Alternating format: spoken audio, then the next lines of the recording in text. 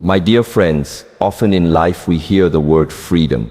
We imagine a life without boundaries, without restrictions, where we can do as we wish. But true freedom is not about doing everything without order.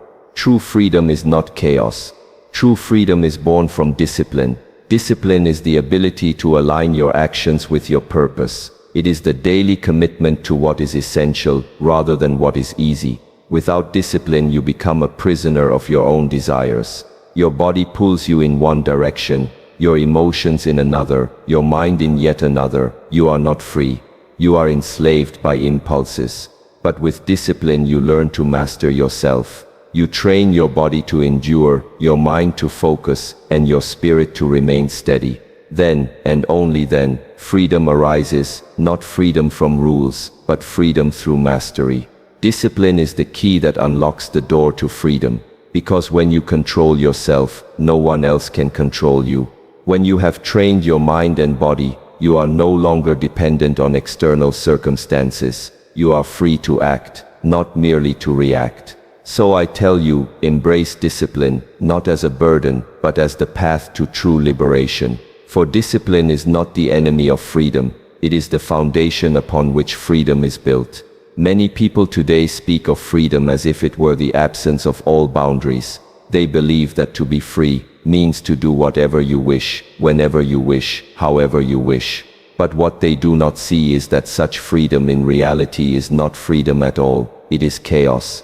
A person who lives without order, without structure, without a guiding principle is not free. They are lost. They become like a leaf blown about by the wind, moved here and there by circumstances, desires and moods.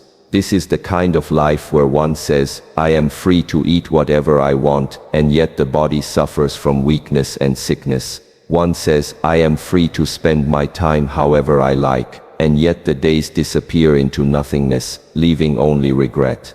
This is not freedom.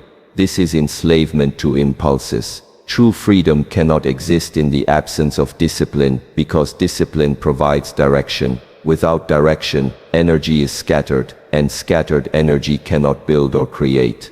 Imagine water flowing without banks. When it spreads aimlessly, it becomes a swamp, stagnant and powerless.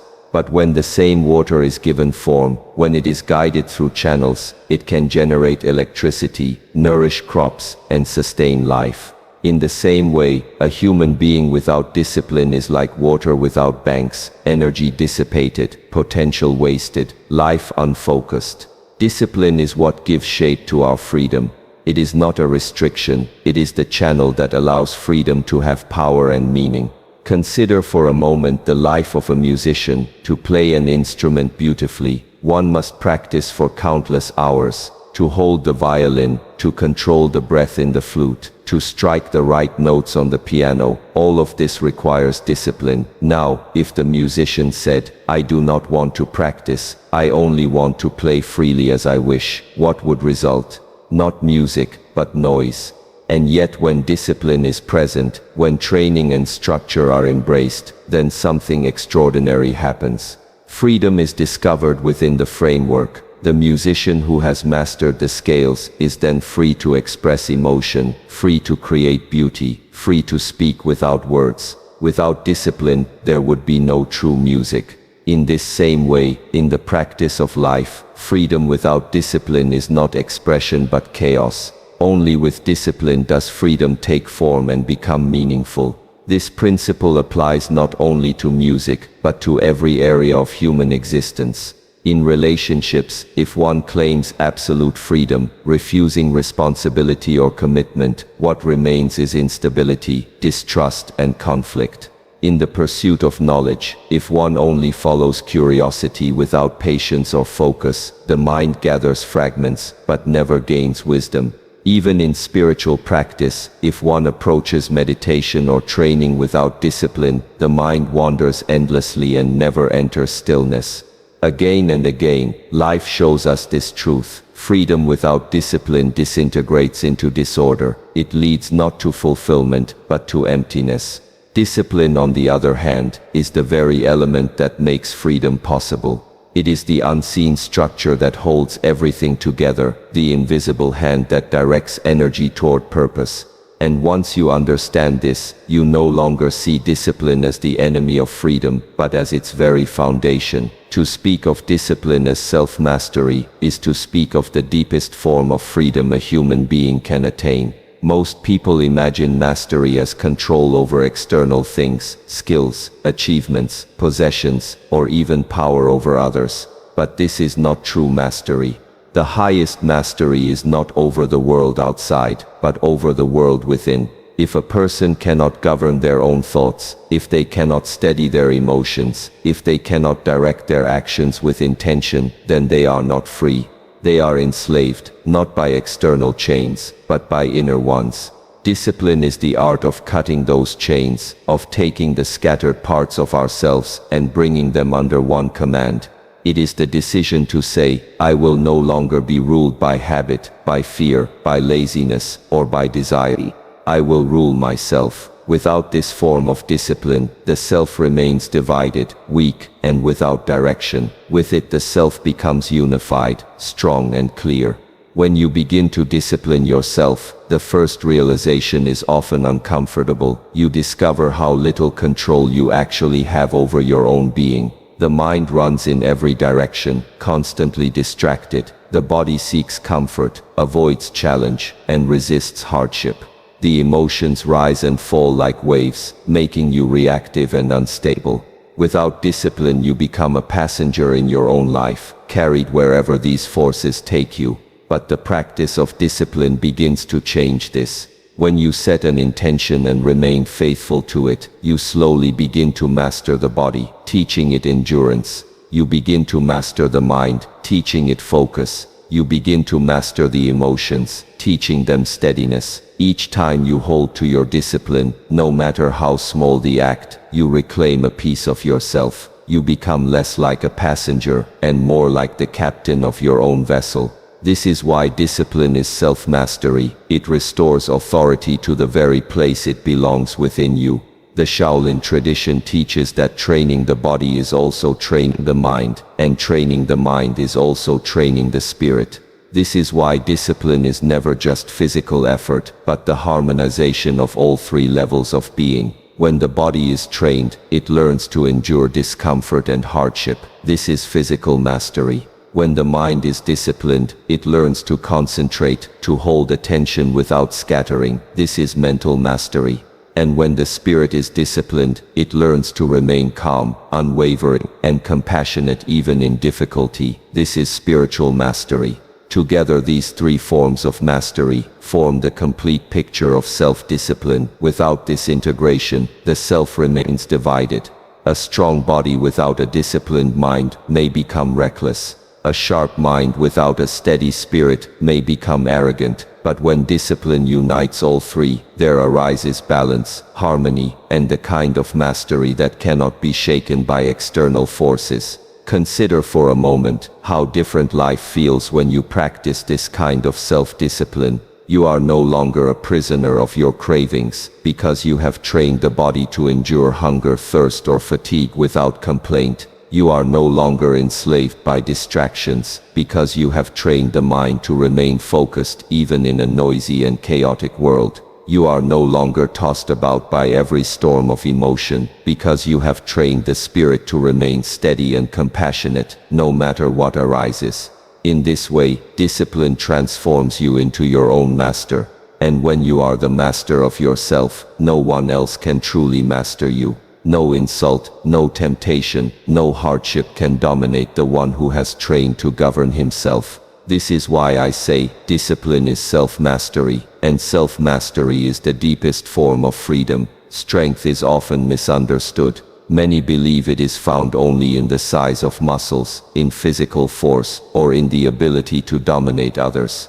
But true strength is far deeper. It is not only about the body, it is about the mind and the spirit. And this strength is not given, it is cultivated. It is not discovered in moments of comfort, but in moments of challenge. Discipline is the training ground, where this inner strength is born. Each time you rise before the sun to train, when the body desires rest. Each time you persist in silence, when the mind craves distraction. Each time you hold your ground in compassion when anger tempts you. This is discipline shaping strength. True inner strength is not the absence of struggle, but the ability to endure it without breaking, and to remain clear and steady in the midst of life's storms. Without discipline, the spirit becomes fragile. When life is easy, it may appear that all is well, but the measure of strength is not taken in times of comfort, it is revealed in times of hardship. A person without discipline crumbles when challenges arrive. Fear controls them, temptation enslaves them, discomfort overwhelms them. But the one who has trained through discipline carries within them an invisible armor. Their mind has been tested, their body conditioned, their spirit tempered. They may feel the same pain as anyone else, but they do not collapse under it. Instead, they hold their posture, they breathe steadily, they endure, and in that endurance they find freedom. Discipline does not remove suffering from life, but it equips you with the strength to face it with dignity. Think of the bamboo plant. In the storm, the bamboo bends with the wind, but it does not break. Its strength is not found in being rigid, but in its resilience. This is the kind of strength that discipline creates within a human being. Life's winds will come: loss, failure, disappointment, injustice. Without inner strength, you are thrown to the ground, but with discipline you learn to bend without breaking. You learn that pain can be endured, that obstacles can be overcome, that setbacks are not the end, but part of the journey. Discipline builds resilience, and resilience is the essence of inner strength. It is the quiet power that does not boast, but simply endures. It does not shout, but it stands firm. It is not aggressive, but it cannot be defeated. This inner strength is perhaps the greatest gift discipline can offer, because when you possess it, you are no longer at the mercy of life's uncertainties. You do not need the world to be perfect in order for you to remain steady. You do not need constant comfort in order to be at peace. You have trained yourself to carry strength within you, and so wherever you go, it goes with you. This is why the path of discipline is so essential. It transforms the fragile self into a resilient one, the easily shaken into the deeply rooted. And when this strength is present, you are free. Not free because life is easy, but free because you have trained yourself to remain strong, regardless of how life unfolds. At first it may seem like a paradox. How can discipline, which appears to limit choice, lead to freedom, which is the expansion of choice? Yet this is one of the most profound truths of life. Discipline is not about taking freedom away. It is about transforming freedom from something shallow into something deep.